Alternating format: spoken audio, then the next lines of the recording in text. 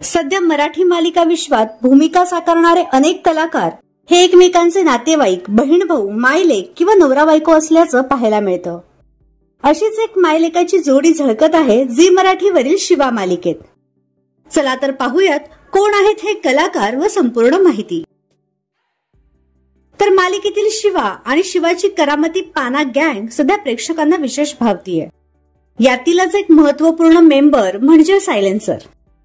त्याची ही भूमिका बाल कलाकार अर्जुन वायंगणकर हा साकारतोय।